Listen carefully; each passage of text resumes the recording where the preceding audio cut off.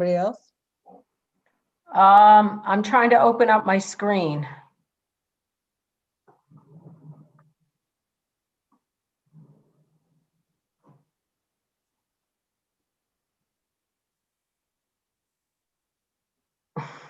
I don't know what's going on. Here we go. All right. Webinar is now streaming live on YouTube. I see you. I see Mike, Brian, Daniel Beatty, me. We have 13 attendees. Brian's on mute. Mike's I'm up not. to 17. Seven. I see, Oh, my screen says 17 attendees. That's kind of for Pam. Melissa's on. Okay.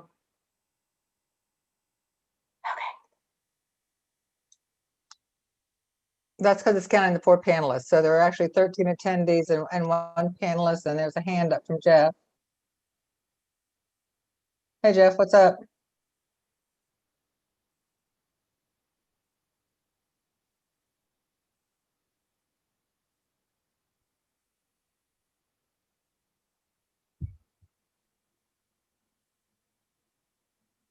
Can you hear me now? Now I can, yes.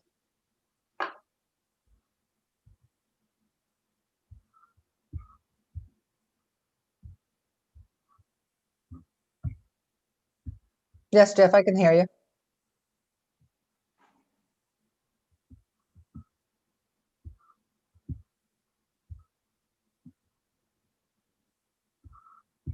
I can't hear him.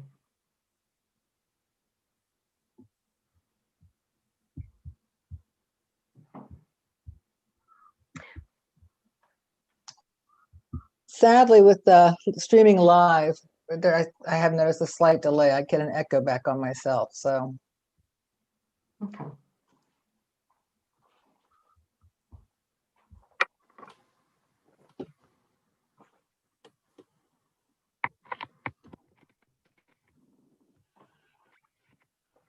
Whew.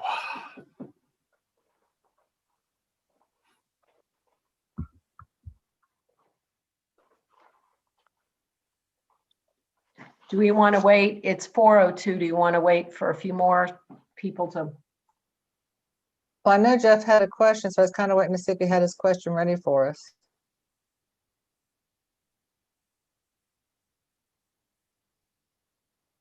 No, I was just checking to make sure you could hear me.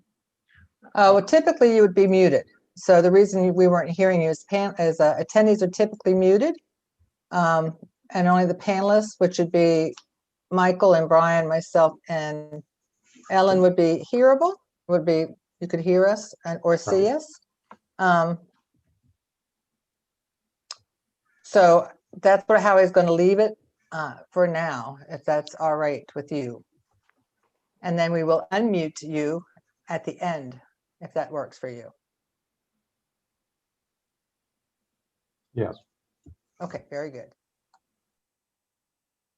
So, okay, folks, it is 4:03 p.m. on Sunday, November 15th.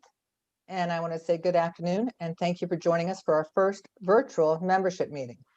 We hope you will be patient with us as we work our way through holding the meeting in this format. The webinar is being recorded and we hope live streamed to our YouTube channel. In the event the live stream does not work, the recording will be available on YouTube for viewing at a later date. The link will be made available on our website, Facebook page, and Twitter page. If you have not already done so, you may want to set your view of the webinar to speaker view, which will automatically cause the video of the person currently speaking to be the center of the screen and everyone else be small boxes.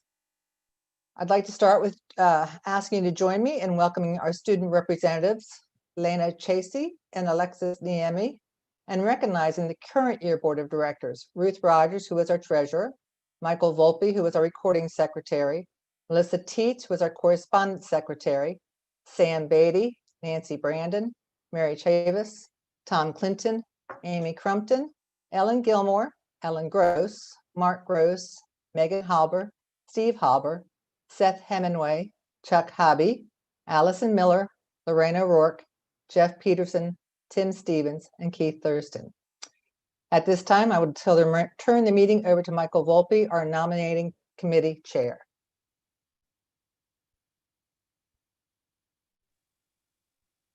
Thank you, Lisa. Can you hear me okay? Hear you loud and clear. Great.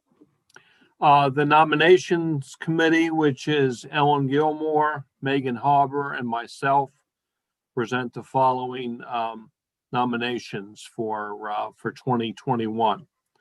For the officers, for a term ending the end of next year, because officers only serve one-year terms.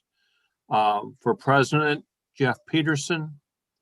For vice president, Mary Chavez. For treasurer, Ruth Rogers. For recording secretary, myself. For corresponding secretary and webmaster, Melissa Teets.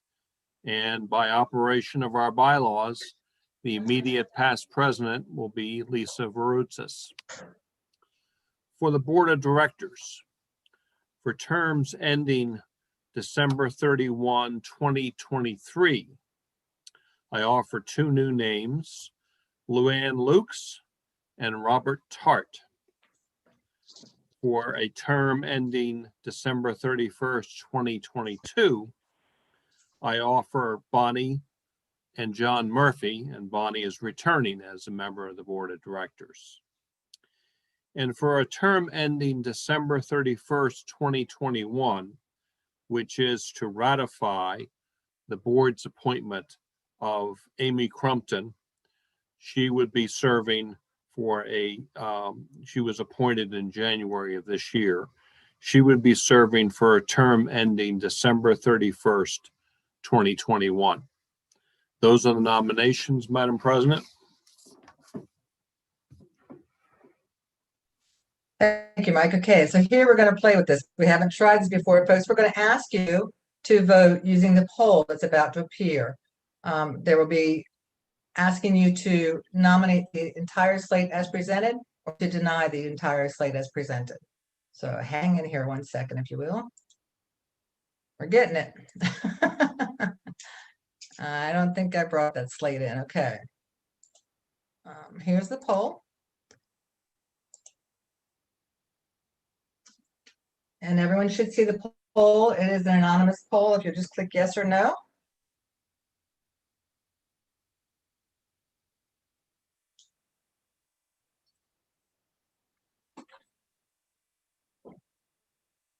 Hosts and panelists cannot vote. Correct. Panelists cannot vote. I'm sorry. Hosts Where- cannot vote, which excludes the three of us. Right, excludes the three of us. Okay, so we have 15 of the 19 because there are 4 panelists. So all the people have voted. I'm going to end the polling now. Thank you. And here are the results. Can everyone see the results? I certainly hope. Indeed. Yes, indeed. All right, very good. So congratulations to our new officers and board members. We look forward to working with you next year. And Ellen, I'm going to go ahead and turn it over to you now, if you will. Great. Lisa, if you would be so kind as to share the screen for the agenda.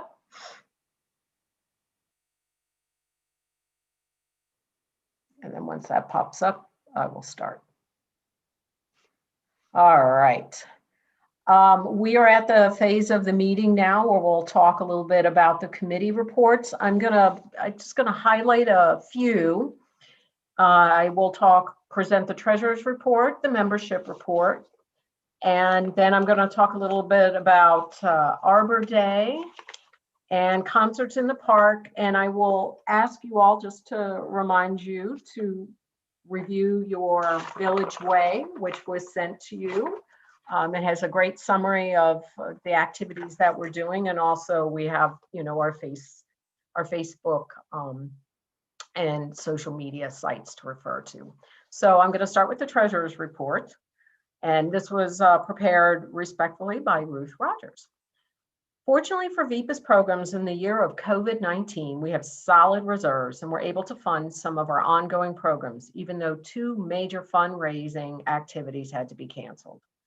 Budgeted income for 2020 was projected to be $21,000, which included expected income from the attic treasure sales, farmers market, and a Rain Smart program grant. With the cancellation of the attic treasures and farmer market activities, our year-to-date income has reached $10,741, mostly from membership renewals. Year-to-date expenditures funded a virtual concert rather than concerts in the park, plants and trees for our city habitat restoration program, and rain barrel and rain garden applicants in the Rain Smart program to make up some of the $7,660 of funds expected for community projects. Again, you can view the year's end report on our website. This will be available in January, and VPIS will be in excellent financial shape and ready to continue our community improvements and preservation work in 2021. All right, now we're going to go to membership. Thanks to Megan Halber to prepare a little report. She and we, as VPIS, are pleased to say that VPIS membership remains strong. In fact, we added 10 new members in 2020, despite not having a physical presence at the farmers market, concerts in the park, and all of our other events that were disrupted this year.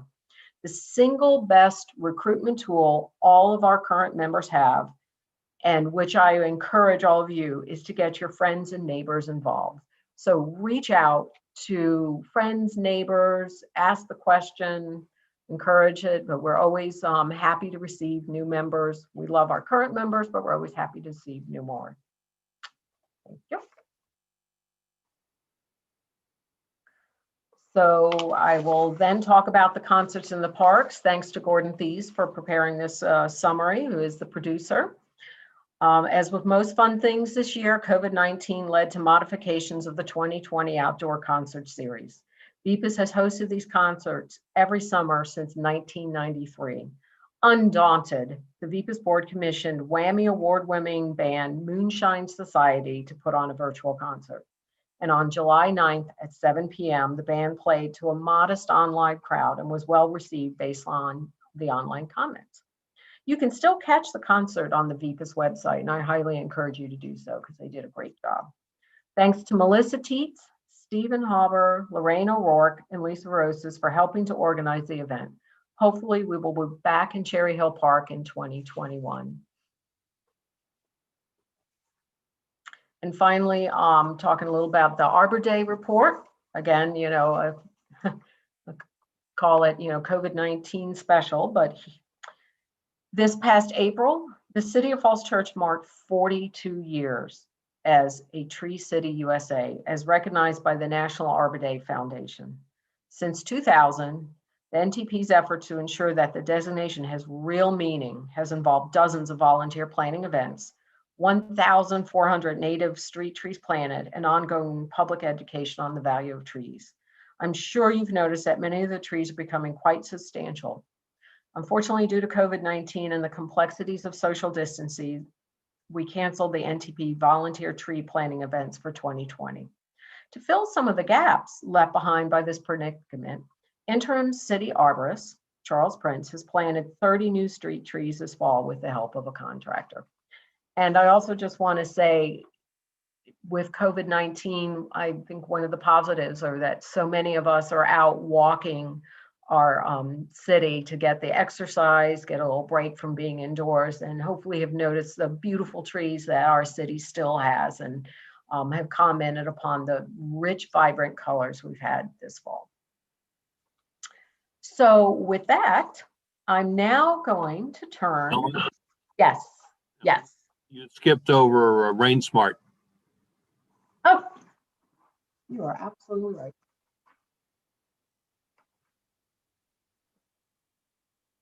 Let's see. Oh my goodness. Apologize, guys. Thought I had it.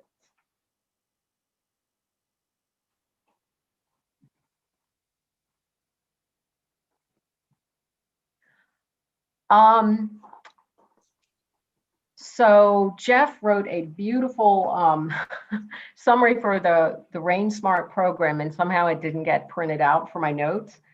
So Jeff, I apologize, but I'm just, if you guys don't mind, I'm going to just do a quick little summary reading from the Village Way. My apologies. So VPIS works with the City of Falls Church to implement the Rain Smart program, promoting practices that soak rainwater into the ground on site to prevent flooding and protect the quality of local streams in the wider Chesapeake Bay watershed. And during fiscal year 2020, Rain Smart funded 14 rain barrels at 11 sites around the city.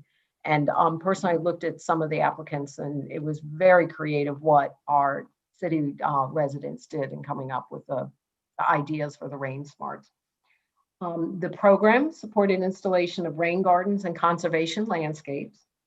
And the COVID pandemic put several additional projects on hold, but we're hopeful, fingers crossed, that these projects will be able to move forward in 2021.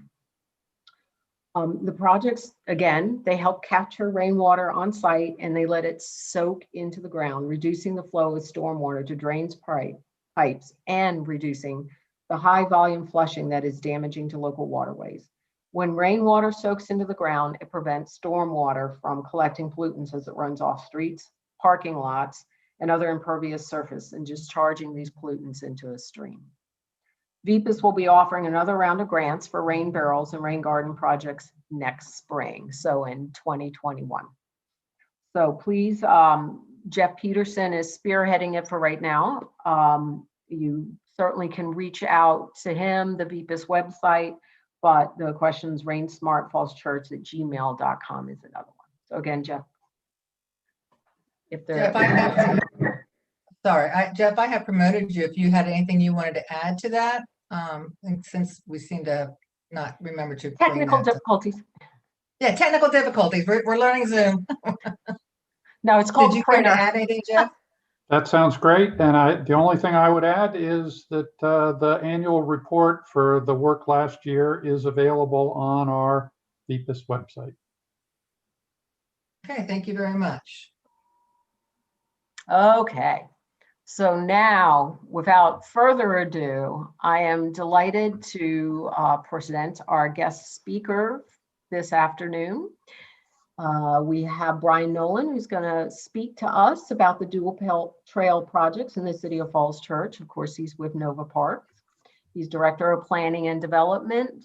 And in particular to our VPIS members, we shared some questions with Brian prior to the presentation. So not only could he, talk about what's going on, give us up to date, and this will be really up to date information, but also tailor it toward what you as our VPIS members want to hear, what VPIS is all about in our mission. And so the presentation really will speak to us and our membership. So without further ado, Brian. One more. Yes.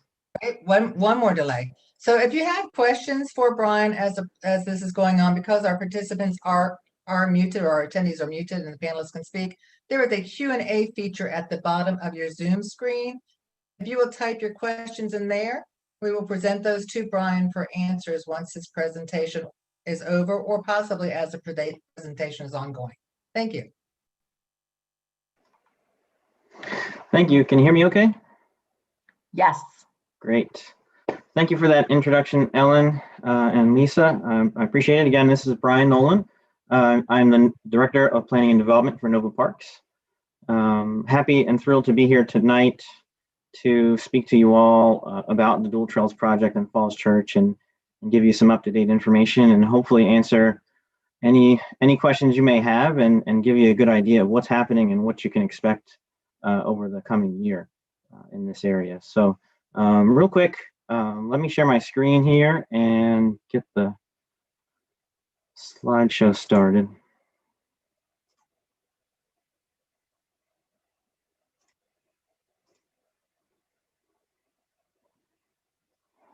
Everybody see okay?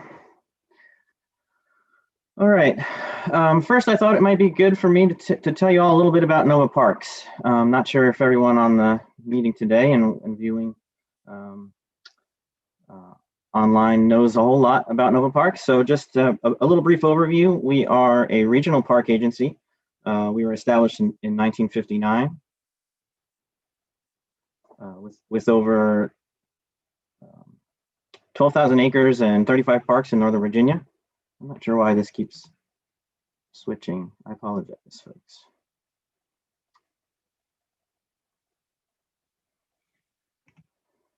Technical difficulties. Yeah, we've noticed our Zoom account seems to either be really slow or jumps people ahead a lot. So we're with you. Can you still see it here? Might have to go this route.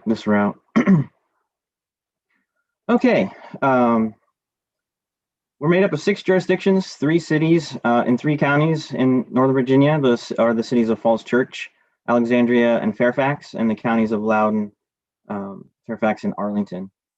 We have 2 representatives from Falls Church on our Nova Parks board. Those are Jeff Tarbert and Paul Baldino. We, as an agency, receive appropriations from each of our member jurisdictions. Those appropriations make up approximately 15% of our operating revenues, while the remaining 85% are self-generated through things like grants, licenses, and mostly our enterprise activities, such as the 3 holiday light shows that are opening for this holiday season. So I encourage you to check those out if you have not. They they are tremendous shows at Bull Run, Meadow Lark Botanical Gardens, and Cameron Run in Alexandria. The map in front of you shows you an idea of our jurisdictions and where you can find our parks. They're pretty well spread out, but the areas in green are our park areas. What we, as a regional park agency, try to provide are typically unique natural, cultural, and recreational opportunities for the region, and that's what we try to do. If you look here in the center of the map, this long green line represents the W&OD Trail. It's about 45 miles long, runs from Arlington County on the east side to Purcellville and Loudoun County on the west side. Typically, the trail is 10 to 12 feet wide, asphalt paved. In some cases, there's a parallel gravel trail for pedestrians. The park itself is typically 100 feet wide, so pretty narrow to fit in a whole lot of features. But through Falls Church, it's generally 100 feet wide. The W&OD Trail Regional Park is one of the first Rails to Trails projects in this area. It was formerly the Washington and Old Dominion Railroad. The land was acquired by Nova Parks in 1974, and the section of trail in Falls Church was actually the first trail to be opened in that year. And we're excited for Falls Church to also now be the first section of dual trails to be built. And there will be more dual trail phases coming, being planned for future in the nearby urban areas. So those of you that have used the trail are familiar with its volumes, capacity, and you've probably seen it if you've been using it for a long time, that over the years it's really transformed into not just a recreational facility, but a commuter route for those looking for alternative modes of travel, to get out of their cars, get on a bike, or get on their feet and make their way to work. We've seen a great deal of increase in volumes over the recent years, particularly from commuters. Our heaviest times tend to be during rush hours and on weekends. We've also noticed over the past 9 months during the COVID pandemic that the usership has even grown more. The dynamic has changed a bit with a little bit less commuter and a little bit more recreational use, but it's being used very heavily. Folks are trying to get outside, get fresh air, recreate, be safe, and really find safer ways to travel than being on buses, trains, etc. So we're seeing a lot of users out there, and particularly in the Falls Church section. I'm going to go into a little bit about the vision for the project. As I mentioned, the volumes have increased. When we started noticing this, we did a study in 2017 to understand levels of service in Falls Church and other urban areas along the trail. And this area in particular showed a real need to increase the capacity. It showed some deficiencies in safety with a lot of conflicts between bicyclists and pedestrians. So these are some of the things that we want to focus on with the project to improve the safety. And one of the ways that you can do that is by separating modes. So separating your bicycle users from your pedestrians, joggers, etc. From a capacity standpoint, obviously we're trying to expand the size of the trail such that we can accommodate the higher volumes that are happening now and the anticipated higher volumes to come in the future. And the third thing that we're trying to focus on and improve is the ecology. And by implementing a landscape plan rich in native plants and meadow, we're going to increase the habitat for pollinators, birds, etc., and really make the experience through this area much better. We've also had a number of opportunities and constraints to deal with on this project. Maintenance being one challenge with the amount of maintenance required to manage 45 miles of trail. I'm sure you can imagine is a lot. So what we want to do is ensure that what we're proposing and building has very low maintenance requirements for our staff. And I'll show you later in the presentation how we're addressing that. We also have several partnerships that we and stakeholders involved in the project. Primarily, we're working in partnership with the City of Falls Church to complete this project. But we also have partners with Dominion Electric. If you've been out there, you've seen the tall power lines, towers, etc. So there's a Dominion easement along this entire section of trail, which we have to contend with in terms of the constraints below the power lines. There's also several fiber optic and other utilities that we're working with here. In terms of budget, we're very fortunate to be awarded regional transportation funds from NVTA.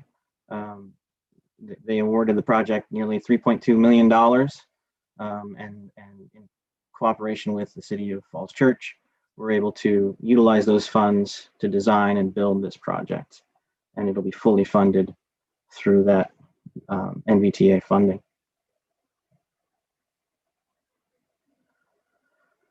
Just to give you an idea, the NVTA funding came, we were very highly, scored very highly as a multimodal transportation improvement project because we were encouraging alternative transportation, relieving pressure on the nearby road system. As part of our process in the design and feasibility, we did a study of existing separated used trails around the country to try to determine the most functional, cost-effective, and appropriate solution to how do you address the different speeds of users and methods of transportation along a multi-use trail such as this. Typically, you have your cyclists that can be going at a slow to very fast pace, and when you have them directly adjacent to people walking, jogging, walking their dogs, pushing strollers, it can become a bit of a safety issue. So we did quite a bit of study looking at other solutions, and before we came up with the dual trails design that you'll see here in the presentation.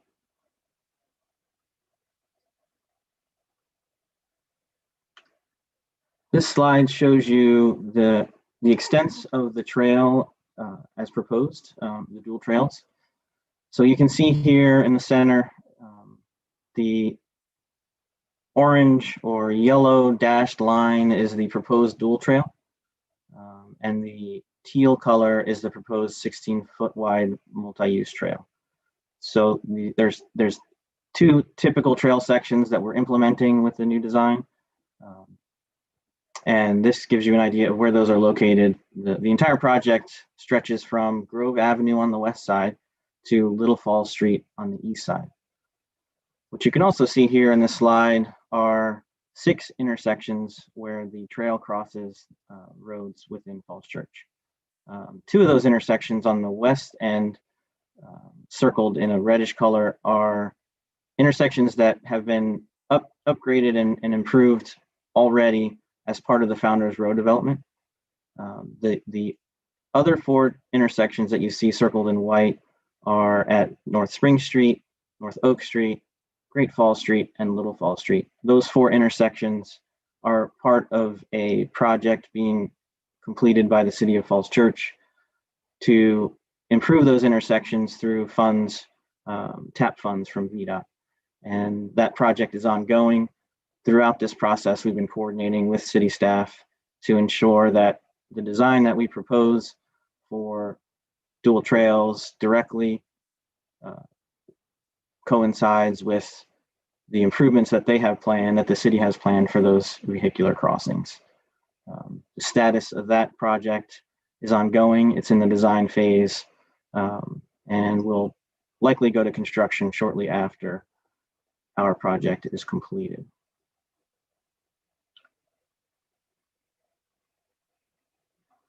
The next few slides show the existing condition prior to construction beginning at various intersections and waysides along this portion of the trail.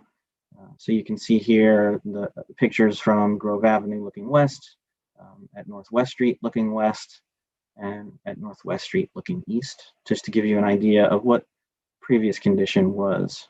And as you can see, there's 10 feet trail, asphalt trail that's multi-user, and then a parallel gravel trail that's typically used by walkers and joggers. On this slide, you see the intersection at North Spring Street looking east, intersection at North Oak Street, and Walter Mass Memorial Plaza here at Oak Street. This slide shows you existing condition at Great Falls, closer to Little Falls Street, looking west, and at Veterans Common there at the intersection of Little Falls Street.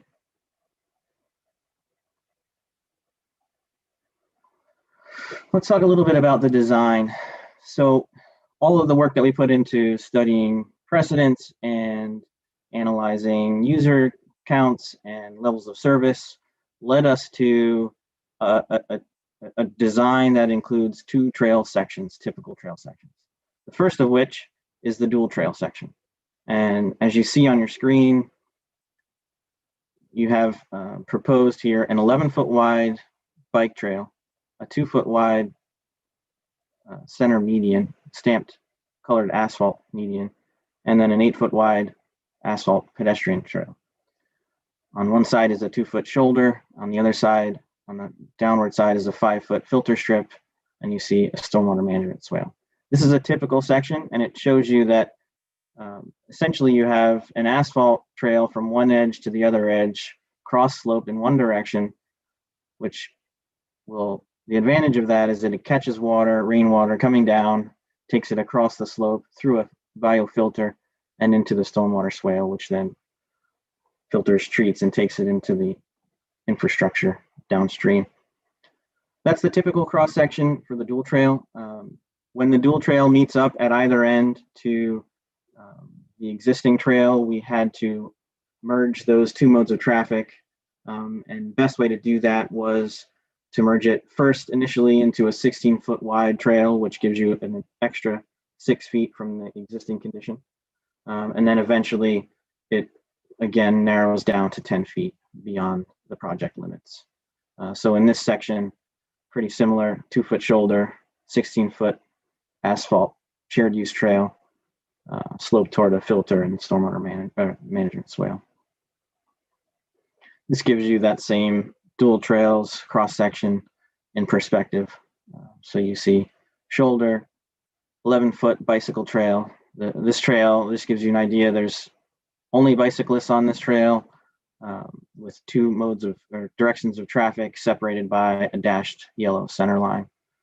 In the center here, you see colored stamped asphalt median at 2 feet and an 8-foot wide asphalt pedestrian trail.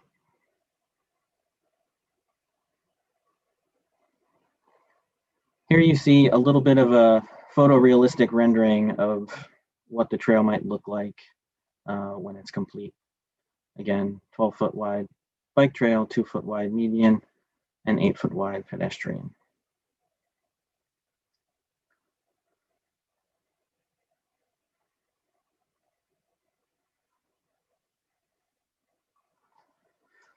The trail itself, as I mentioned, is going to be made from asphalt. Right now you're looking at a plan view of a typical area of the trail. And here you'll see in yellow on the exterior sides are meadow plantings. This green is typical lawn planting. The gray here is your 8-foot wide pedestrian. The orangish color in the center is your 2-foot wide stamped asphalt median. Then your bicycle trail here, and another green lawn strip before it meets with the meadow plantings. So the idea here is to have a mowable lawn strip adjacent to the trail that can be easily maintained. And then beyond that, meadow plantings, which I'll talk a little bit more about later, would require much less maintenance and not need to be mowed regularly. The unique feature in the center, the 2-foot wide stamped colored asphalt median, will be made from the same material, but it's created with a stamp pattern and this color application such that it'll look similar to brick pavers. What this does is it provides a visual barrier between the bicyclists and pedestrians, but it also will provide a physical barrier in that if a cyclist veers off of the main trail into the center median, they will feel the ridges of the stamped asphalt and know to go back onto the trail. So it won't be an area where cyclists will want to ride regularly, but it will provide for an area of safe passage, not passage, but an opportunity for someone to safely get back onto the bicycle trail if they were to veer off. We found that we looked at other ways to separate the two modes, be it planted median or a curb with a raised median. And as soon as you introduce a change in elevation directly adjacent to a bicycle trail, you're encouraging and providing an opportunity for an accident. So the goal here is to provide one flat surface graded to one side, but the visual and physical barrier of this pattern in the ground will provide enough of a buffer between the two users to avoid conflicts that you're seeing out there now. Next, I'll talk a little bit about stormwater management. The existing trail was built in '74, at least this section, and it was built on an old railroad bed. When the railroad was built, there were no regulations for stormwater management like you see today.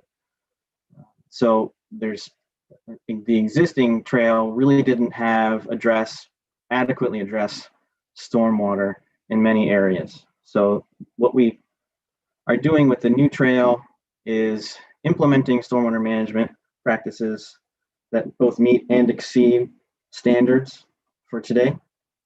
And I'll talk through some of the techniques that we're implementing here First, what you see here is swales. You saw it in the cross section. I mentioned a swale on the side of the trails. Swales will typically run parallel to a trail. What it does is it captures runoff from the surface of the trail, slows it down when it's running downstream. It removes the pollutants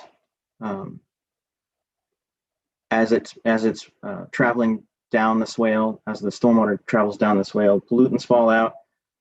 It also has an opportunity to penetrate the ground, effectively treating the water quality, removing pollutants, and providing slow flows and lower volumes of stormwater down to downstream systems such as 4 Mile Run, which is what most of this area of trail runs to. So these are typical pictures of a level 1 and 2 swale. These swales will have a gravel base with a perforated drain pipe down the center. This treatment in the center provides additional volume capacity, holding capacity for water as it runs off the trail and into the swale. And then you see here on the right, several different cross sections of what a typical level 1 and level 2 swale look like, with under drain, gravel stone, a soil filter media mix, and then in plantings above. In our case, typical plantings would be lawn. And so this gives you an idea of how it treats and handles stormwater. In addition to the swales, we are proposing some unique and innovative features to handle stormwater management and minimize impacts downstream. The first is a modular wetland system, which we're very excited about. The way this works is rainwater comes in to a drain at the surface, filters down into a series of engineered filters, then into another chamber, which is a media that removes additional pollutants. It has vegetation on the top, and the water, as it moves through this system, significantly reduces the amount of pollutants that are leaving the system and into the downstream areas. This is what the typical modular wetland would look like from the surface. So you almost wouldn't notice it. There's a manhole and several plantings adjacent to it. In our case, we're combining that modular wetland with areas of permeable asphalt. This system combined will allow water to penetrate the permeable asphalt into the ground, capture it into the additional runoff into this system, which would then lead into our storm system and under drains. Because permeable asphalt is typically not as maintenance friendly and cannot manage the capacity of vehicular traffic expected on the trail mostly from Dominion's maintenance vehicles, we were only able to use permeable asphalt in certain areas, basically where the dual trails merge back to one. But we are excited to try this new feature out, and if it works well, we plan to implement that in future renditions of dual trails.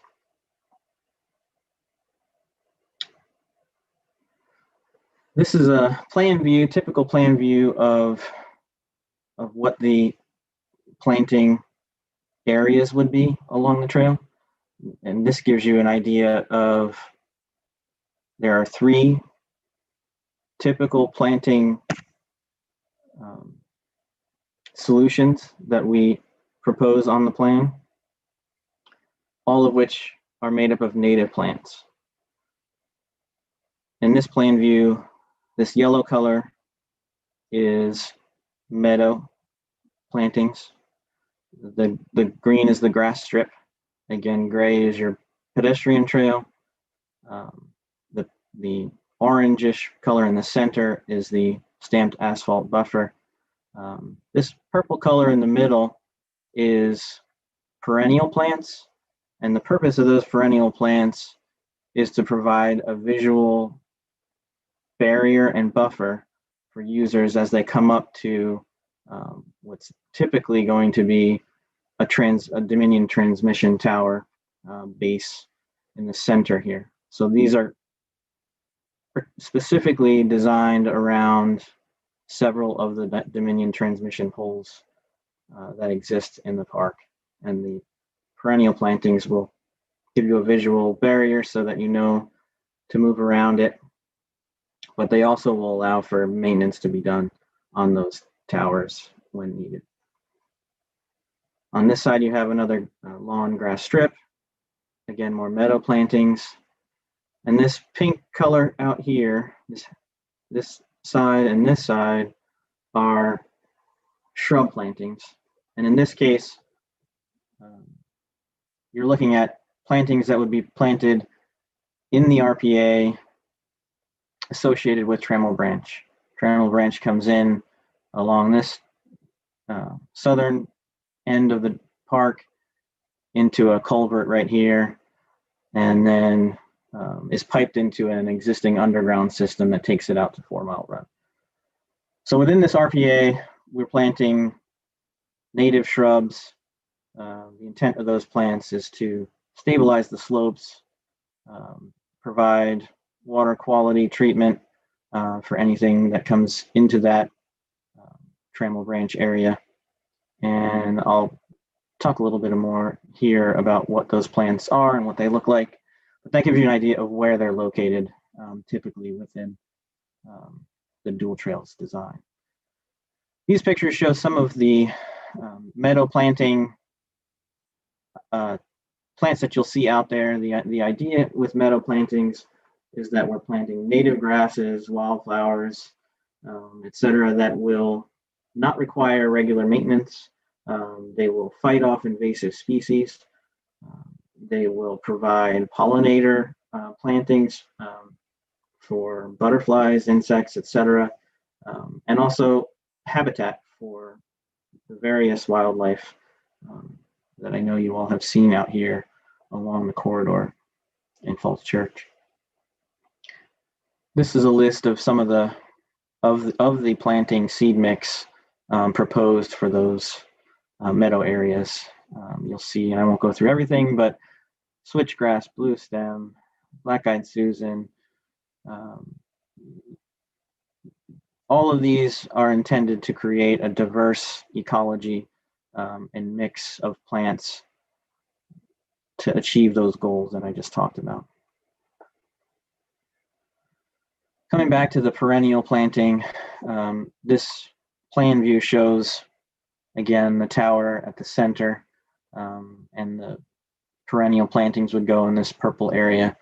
We selected plants that were native, that were low maintenance, that were small growers, because we don't want to implement and install plants in between and adjacent to our bicycle and pedestrian paths that would end up overgrowing the surface, becoming safety hazards, etc. So these plants will be visually attractive.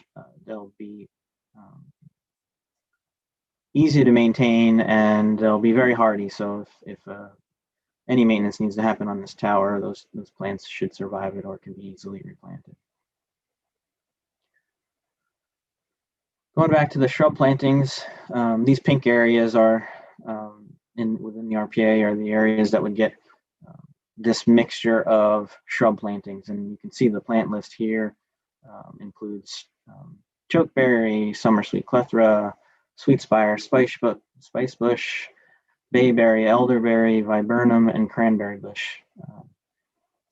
When our landscape architects developed the planting plan for the project, they considered several things. First and foremost, looking at native plants. And the reason for native plants, as you may know, are to fight off invasives, create an ecology and environment that is conducive to the type of wildlife that we see in this area, and to make sure that we're fighting off those invasive species. So we looked at historically common plants, shrubs within the area, particularly in floodplain areas and RPAs. They also considered hardiness, the growing conditions where they'd be planted, and what the maintenance requirements are, the aesthetics of these plants, and the value of each plant from an ecosystem and habitat standpoint. So we're excited about the plants, the plant palette.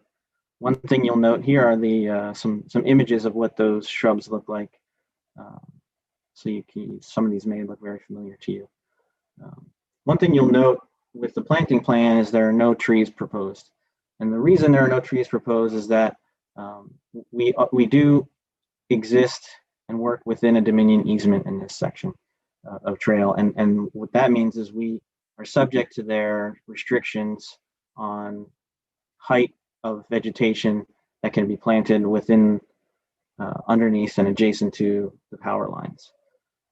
Those restrictions make it such that we can't really plant trees within this area. So there are no trees because of that, but we hope to have a really diverse and successful series of plantings and environment that we created here to be an asset to the community and folks.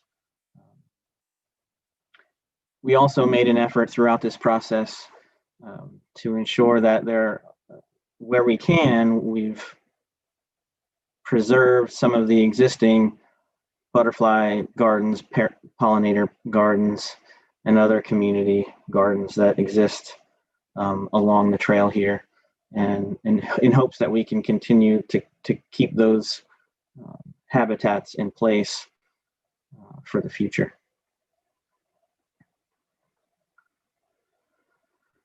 This shelter here might be familiar to you all. This is the Elwood Street Memorial Shelter that had been installed by VPIS and dedicated to Elwood Street. Along the trail here, very close to Little Falls Street is where it was located. We worked with VPIS board members on a plan to remove, restore, and relocate this shelter and bench. So prior to construction commencing, our in-house staff removed the shelter and stored it in a Nova Parks facility, where they will again restore it, put a new roof on the shelter, and then when the construction is complete, we will bring it back out and reinstall it along the trail in a new location. The reason it had to be moved was that based on the design constraints of this area, the trail is moving closer to where it was located, and it just wasn't conducive based on the revised grading and the location of the trail. So we will be reinstalling that. VPIS has committed to providing a new commemorative plaque. So when we do reinstall it, it will get a new plaque. And we are going to work jointly with VPIS to designate a suitable location for the shelter along the trail nearby where hopefully within a small area of where it had originally been installed. But we'll work together on that to make sure it gets back out there. I'll talk a little bit about construction. We're currently under construction. We began a little over a month ago, and we'll continue through the end of June 2021. Many of you have been out there along the trail. You've seen a lot of activity. You've probably seen some detours. You've seen silt fence going up, tree protections, soil and erosion control measures, such as this in the center here, around existing inlets. We are sensitive to the city's stormwater challenges that exist in this area, particularly with Trammell Branch and that drainage area. And So we're doing what we can to minimize impacts of the construction to those systems, and the design itself is intended to not only minimize impacts, but reduce our flows and our runoff. You can also see in this picture one of the neat features that we added. There is an existing tree on an adjacent property here, and we've implemented root matting on the root zone of that tree, so that when construction comes into this area is planned for some fill. So the fill material will be placed on top of this matting, and the matting will essentially protect those roots of that tree from being damaged and will allow it to survive and thrive in this new trail implementation. So our construction sequence is such that we've completed the installation of erosion and sediment controls, tree protection fencing. We've done clearing and removals along the trail, and we've done a good amount of the cut and fill, various grading needs along the trail as well. Next will be the installation of storm drains and stormwater infrastructure. Following that, the contractor will excavate and install the dry swales and other various stormwater facilities. Sometime between then and when we install the asphalt trail, we plan to work with the city. The city's working on a solution to improve the storm pipe infrastructure for Trammell Branch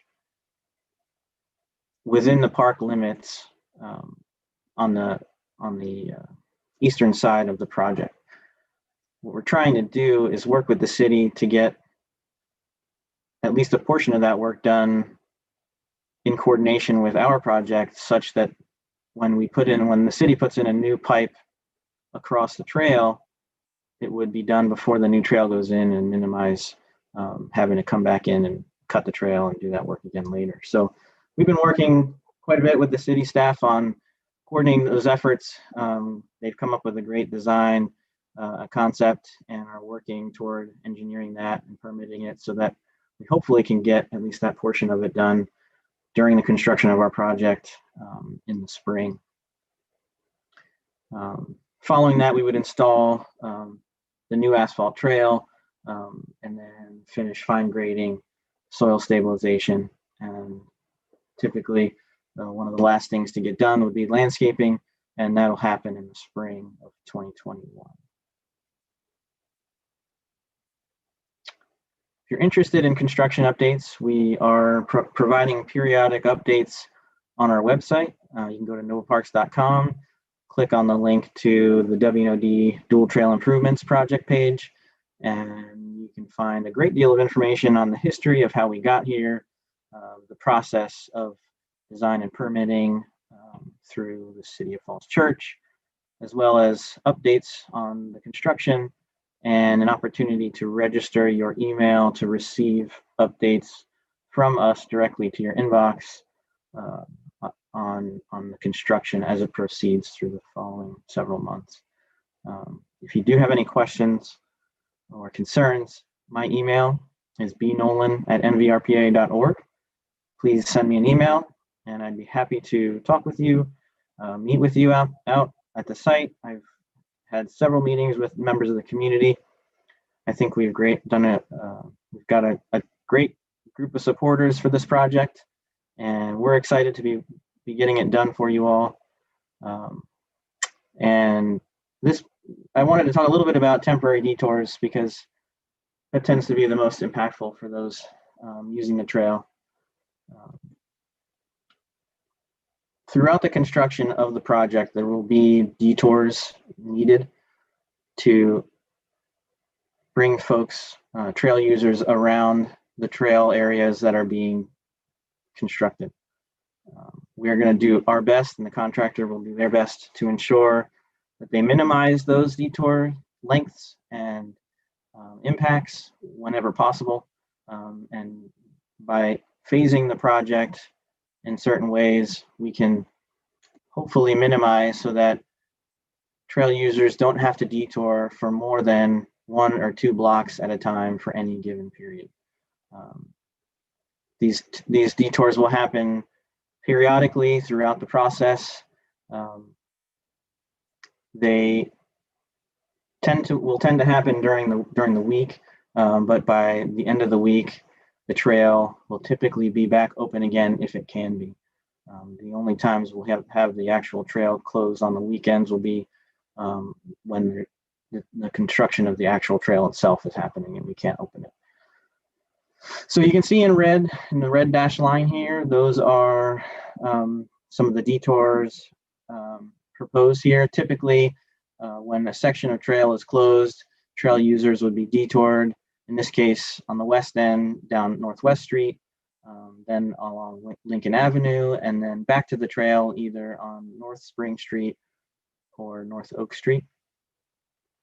Again, if the next section were to be closed, then folks would have to go up North Oak Street, down Lincoln Avenue, and then down Great Falls to reconnect.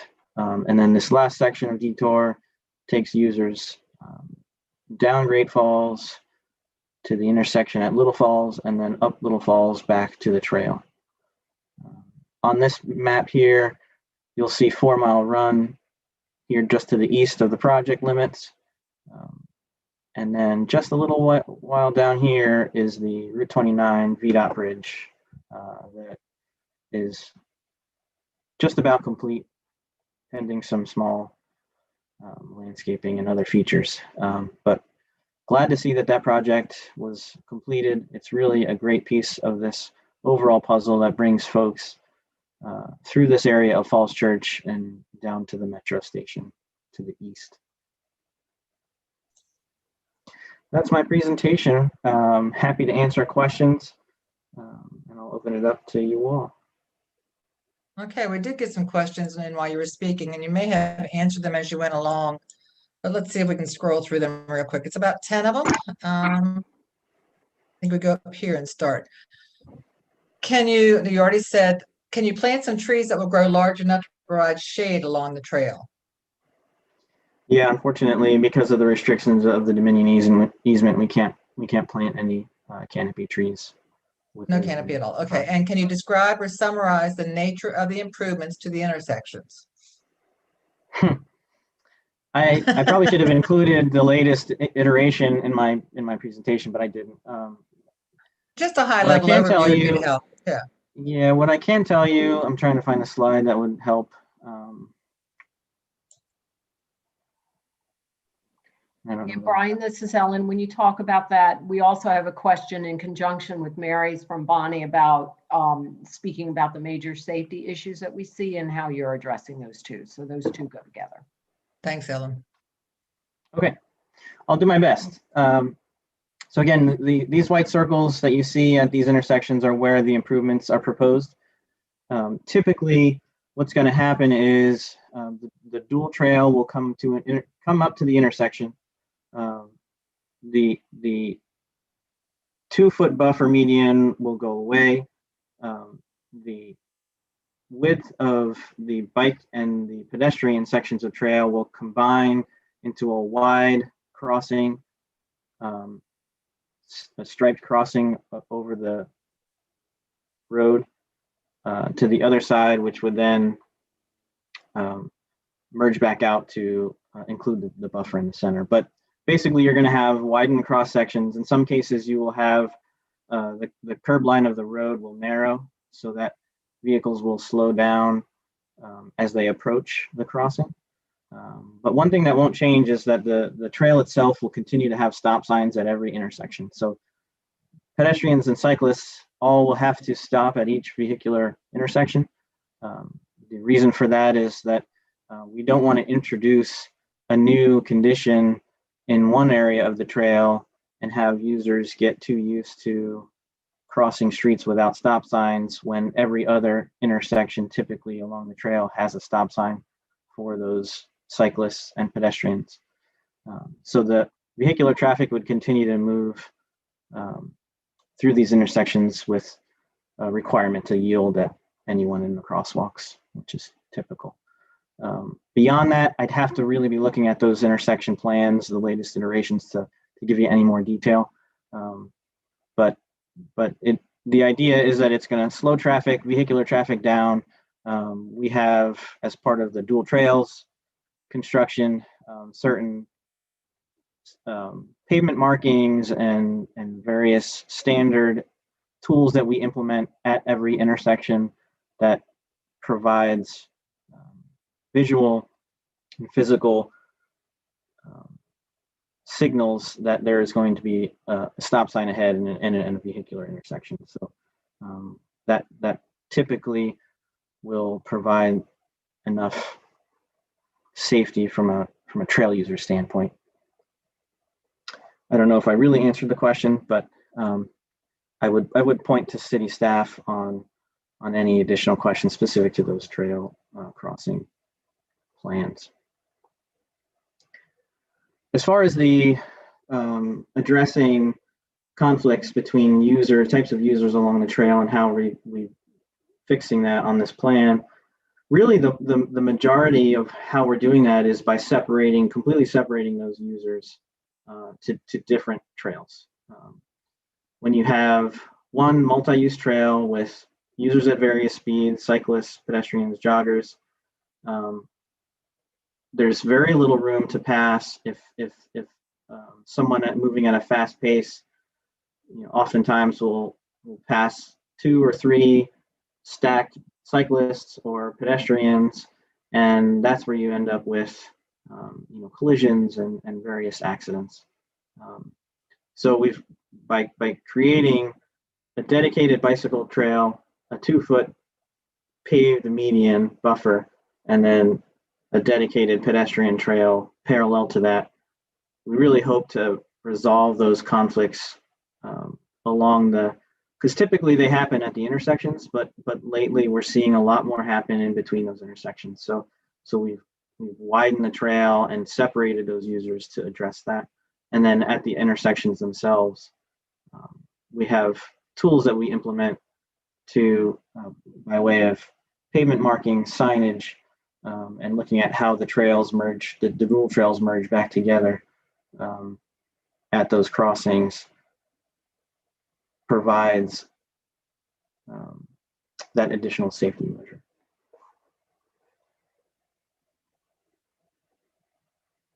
I think along the same lines with the intersections, it was the question about the stamped surface. Will that continue into the street? I think you'll just be going onto asphalt with crosswalk, correct?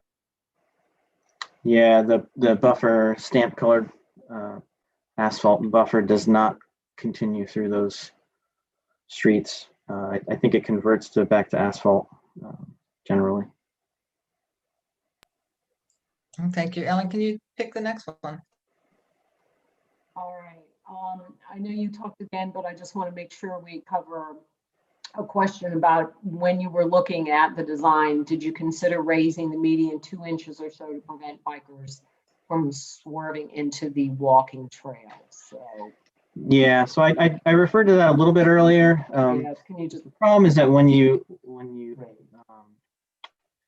as soon as you start to raise the pavement directly adjacent to the lane of bicycle traffic, if somebody veers off just a little bit and they're not an experienced biker, whether it be a child or someone that just isn't an experienced biker, it's very easy to hit that 2-foot or 2-inch change in elevation and bump your tire and cause a fall. So we're trying to avoid that. Very good. Next question, I think is a good one. We're going back to maintenance because certainly throughout the presentation, you stress the importance of in the design to contemplate maintenance and how that will be addressed. But there's a specific question saying, is there funding included for the maintenance of the surface that preserves the surface as designed? Could you maybe talk to that, please? Yeah, so the funds dedicated to this project and the design and construction of this project came from NVTA, and they will run out once we've finished the construction. And so they wouldn't be necessarily available to be used for long-term maintenance. But we do have a maintenance budget for the trail that we use to maintain the asphalt, paved surfaces, hardscape, etc. We also have a separate budget for maintenance of all of the landscape and vegetation along the edges throughout the whole length. So I think the answer to your question is there's not necessarily a dedicated maintenance fund for this section, but I think what we're doing with this project is generally lowering some of the costs of maintenance. And we know that by putting in colored stamped asphalt in the center, there may be some added maintenance costs to that, but we'll budget for it appropriately in the future. Great. And then there's another a theme with Arlington that we got from 2 attendees. So I'm going to try to combine them into both, please, if I can. Okay. So any interest from Arlington, Fairfax, and Loudoun counties in considering similar improvements? And also from Barry B here, who says hi to you. What is Hi, Barry. the status of the project in Arlington, as this will be a great benefit to the first 10 miles of the W&OD? So if you could address those questions, or that would be great. Sure. I think there is interest from neighboring jurisdictions. In particular, we've been awarded additional NVTA funds to design, to study, and design dual trails in Arlington County between North Roosevelt Street and Carlin Springs Road. And so that's about a little over 2 miles of trail. The amount of trail within Falls Church in this project is just under 1.5. So we do have money, funds available to do design work for dual trails in Arlington for a couple miles. And that's, again, sort of that last mile, first mile idea of getting folks to and from the metro stations. So that section will be real close to the metro. But we have not, beyond being awarded the funds, we have not began the design yet because those funds will not be available to us until FY24. So we are planning to plan. But we're excited to have that probably be the next section to be designed and implemented. But we've also talked with our other jurisdictions preliminarily about dual trails in some of the urban areas in Fairfax County, whether it be Reston, Falls, or Vienna, the town of Vienna, and Herndon are some of the probably most likely candidates for future phases. But those conversations are very early, and we're continuing to develop the ideas there and the partnerships, because the reason that this project was successful was because of our cooperation and great partnership with the City of Falls Church. We, as an entity, Nova Parks, cannot receive directly any funds from NVTA because we are not a local government body. So in order for us to receive and utilize funds, regional transportation funds through this program, we have to partner directly with the local jurisdiction, whether it be Falls Church, Fairfax County, or Arlington County, for example. And so those funds essentially flow through the local jurisdiction. And so we need to build those relationships and continue to build them and get some of these concepts into the NVTA plans so that we can apply for future funds from them, because that's the greatest source for us right now in terms of how we fund such a large and expensive project. We just don't have the capital internally to do 2 to 3 miles at a time of dual trails. So to share on the love theme, I just want to say that we have. I'm sorry, I can't quite hear you. Oh, to share on the love theme that's going around, I want to say that we have one attendee saying thank you as a senior citizen, how pleased he is with the asphalt trail designed. So kudos to you all. We also have a city council member of the city reaching out, thanking Phil Duncan, just saying, you know, thanks to you all for making an effort to coordinate the dual trails project with the city's stormwater infrastructure upgrades in the area near the trail, especially the city's east side. Hope we can dig just once to do both dew trail and underground stormwater pipe. So yeah, you guys are doing a good job. So we have another question. And I hope it was, I think it wasn't answered, and I apologize, but I'm just going to call it to your attention and you can yay or nay me. But we have a question about the transition from use separated trails back to combined use. I think you answered it, but I just want to make sure. It seems to me the walkers in one direction would have to cross over the path of the much faster moving cycle trail. And how is this managed to protect against collisions? Just confirm that. Yes, let me see if I can pull up.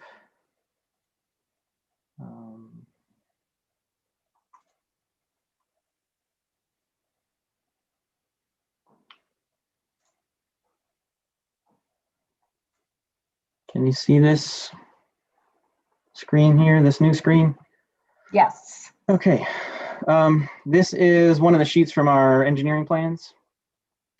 And I thought this might be the easiest way for me to speak to how these trails would merge back. And so, yes, there is that conflict. Somehow the pedestrians on the pedestrian side have to merge back into a multi-use condition. In this case, you can see we addressed that through a series of pavement markings, signage, both leading up to and at these merge points. We also have bumped out the pedestrian trail a bit and align the bicycle trail such that it improves, you get as much improved visibility as possible. So you can, as a pedestrian coming from east to west in this case, as you reach the merge point, it's a little easier for you to look back to see if there's any cyclists coming in the westbound direction, so that you can identify a safe opportunity to merge into the trail. Also, from another condition would be a pedestrian coming from west to east, following signage that tells them to make a left across traffic to get to the pedestrian only portion of the trail. And again, it's a series of signage approaching that area. There's pavement markings, and then as a trail user, as a pedestrian, you're going to have to look for a cyclist coming. When you have an opening, you cross the bicycle traffic lane into the shared pedestrian trail. I think that's my best attempt at trying to explain how that functionality happens. There's really no perfect solution, but what we found here is a combination of, again, visibility, signage, markings, and just general usability of the trail to be the solution. Great. And Brian, I'm cognizant of time because we still have to wrap up. Lisa has a closing. Well, we have one last question that I do want to raise to you. I know we have the tree issue that we're under the guidance of the Dominion easement, but had there been any consideration, or could there be some consideration to maybe smaller trees being planted to improve more variety of the visual landscape?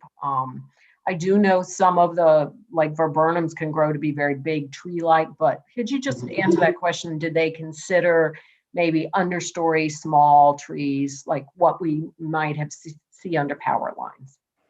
And then that will be the last question. Yeah, it certainly was considered. Any vegetation underneath the power lines is subject to Dominion's easement and their need for maintenance. So anything that we plant within the easement could be removed at any time if need be by Dominion. So that's one thing that we considered. Additionally, the management and maintenance of smaller growing trees, would we be able to keep those maintained and properly to the height restrictions, and also just the practicality of it within the context of this project. And so the decision was made not to include those. There may be opportunities in the future at certain points, whether it be waysides or intersections, where some smaller vegetation could be added for aesthetic purposes, but it's not something that we're addressing at this point with this project, because again, it's entirely subject to approvals by the Dominion folks, and they tend to lean on the side of caution more than anything. We have met several times with the city's arborist on the project, and so he's very familiar with the plantings that are out there and the trees and the process that we're going through for removals. And so we're working in coordination with them, both during construction as well as we did during the design. So we did seek input and feedback from city staff on that. Great. Brian, thank you so much for your time.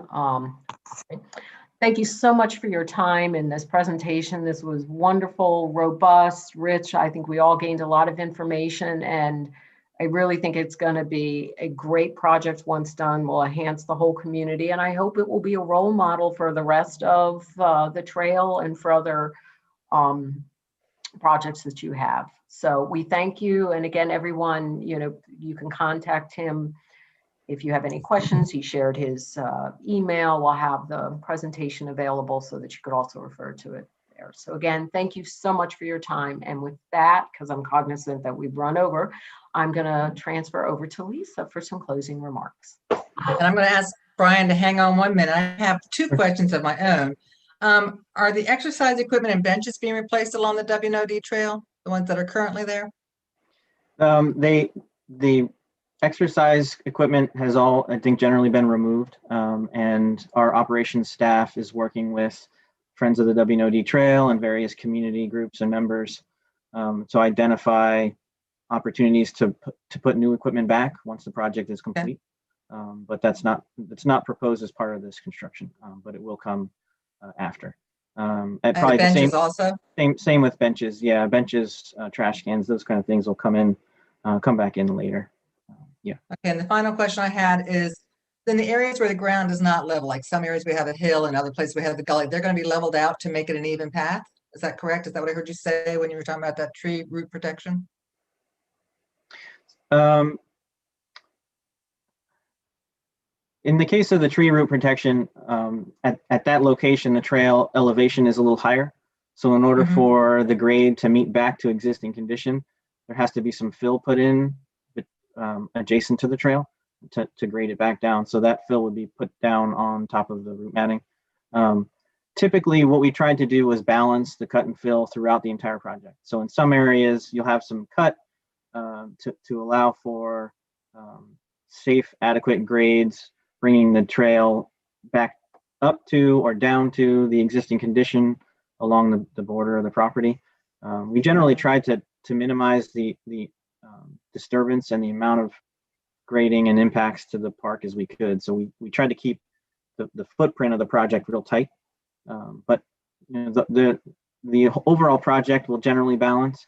I don't know that I can say that everything will be flat and even, because it's just the topo doesn't allow for that. Right.